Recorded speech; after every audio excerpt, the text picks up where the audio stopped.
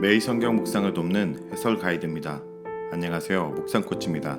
함께 읽고 나눌 말씀은 고린도전서 16장 1절에서 12절까지 말씀입니다. 고린도 교회 문제를 다 다룬 후에 이제 바울의 부탁과 방문 계획에 대해서 설명합니다. 바울은 고린도 교회를 방문한 후에 예루살렘으로 여행을 하려고 계획하고 있습니다.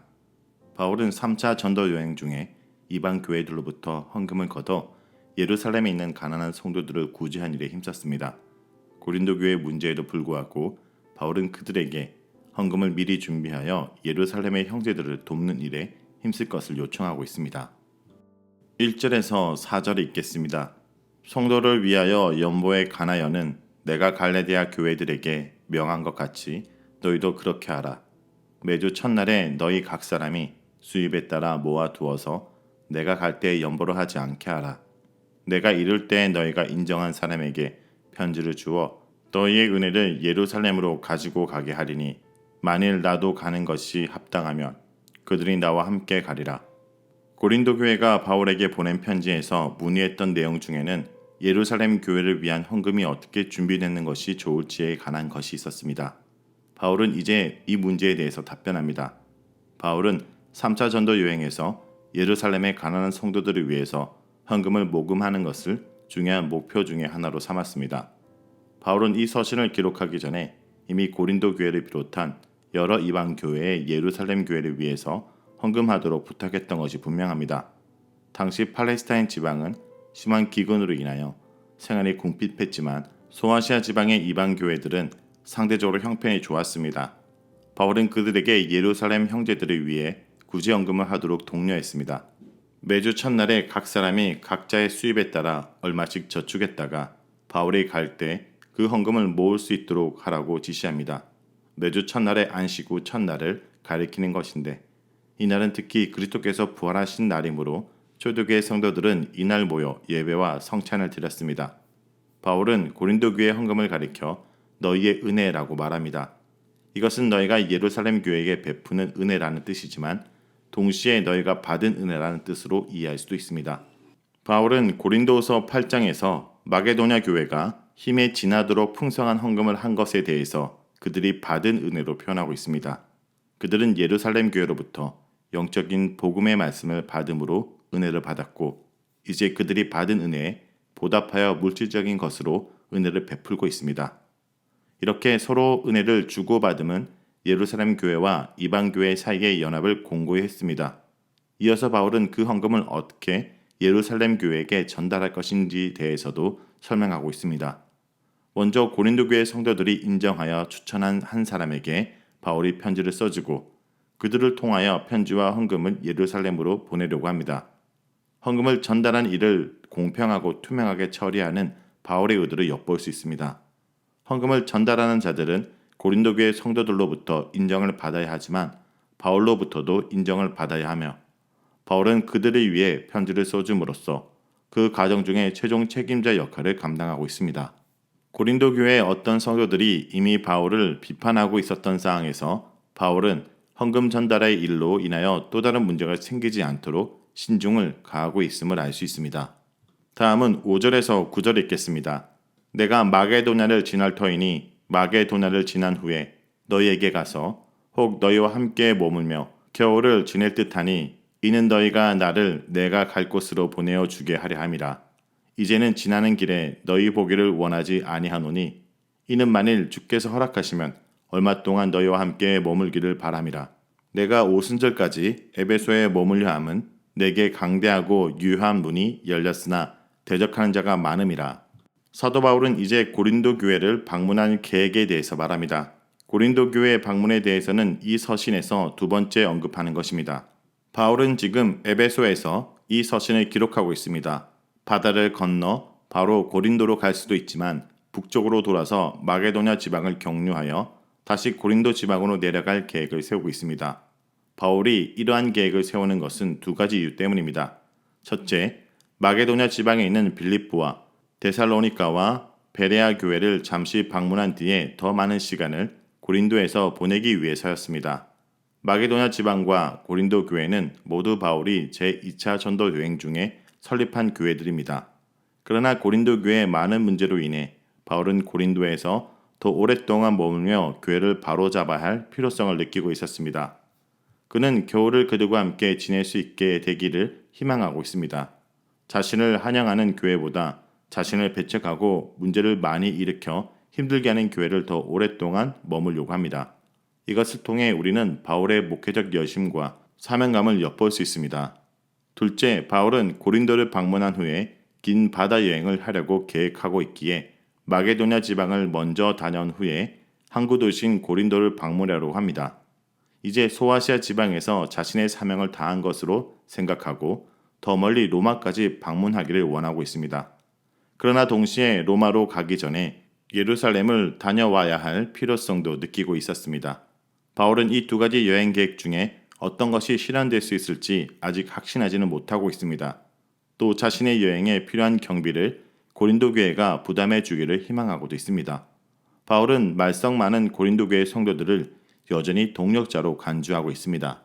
바울은 자신의 여행 계획을 당장 실현하지 않고 적어도 오순절까지는 에베소에 머물 것이라고 밝히고 있습니다. 에베소에 더 머물기로 한 이유는 복음을 효과적으로 전달할 수 있는 기회가 주어졌다고 생각했기 때문입니다. 바울은 복음을 위한 그러한 기회를 놓치고 싶지 않았습니다. 그러나 그 기회는 위기와 함께 찾아왔습니다. 복음의 문이 열림과 동시에 바울에 대한 핍박의 문도 열렸습니다.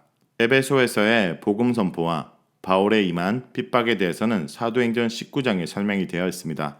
바울은 핍박을 두려워하지 않고 복음을 전할 수 있는 기회를 잡았습니다. 바울의 사역에는 항상 생명의 위협을 느끼는 압박이 있었지만 바울은 그런 것들을 두려워하지 않았습니다. 복음을 위해서는 자신의 생명을 조금도 아까운 것으로 여기지 않았던 바울의 열정을 볼 수 있습니다. 다음은 10절에서 12절입니다. 디모데가 이르거든 너희는 조심하여 그러 두려움이 없이 너희 가운데 있게 하라. 이는 그도 나와 같이 주의 일을 힘쓰는 자임이라. 그러므로 누구든지 그를 멸시하지 말고 평안히 보내어 내게로 오게 하라. 나는 그가 형제들과 함께 오기를 기다리노라. 형제 아볼로에 대하여는 그에게 형제들과 함께 너에게 가라고 내가 많이 권하였으되 지금은 갈 뜻이 전혀 없으나 기회가 있으면 가리라. 바울은 고린도 교회에 보낸 디모데를 염려하고 있습니다. 고린도 교회의 어떤 성도들이 바울을 반대하고 비난했던 것을 생각하면서 그들이 디모데를 박대하지 않을까 염려한 것입니다. 바울은 디모데가 도착하면 특별히 신경 써서 그를 영접하라고 부탁합니다. 그로 하여금 두려움이 없게 하라라는 표현은 사도 바울 자신이 그들의 비난으로 인해 느꼈던 두려움을 떠오르게 합니다. 고린도 후서에서 그들이 바울을 얼마나 두렵고 떨리게 했는지 잘 드러납니다. 바울은 고린도 교회가 디모데를 사도 바울 그 자신을 대하듯 존중하고 환영해 줄 것으로 요청하고 있습니다. 아무도 그를 멸시하지 못하도록 특별히 부탁하면서 디모데가 평화롭게 다시 돌아올 수 있기를 기대하고 있습니다. 바울은 자신의 젊은 동력자에게 특별한 관심과 애정을 보이고 있습니다. 또 자신이 겪었던 모든 수모와 멸시를 디모데가 겪지 않기를 원하고 있습니다. 12절은 아볼로에 대해서도 언급합니다.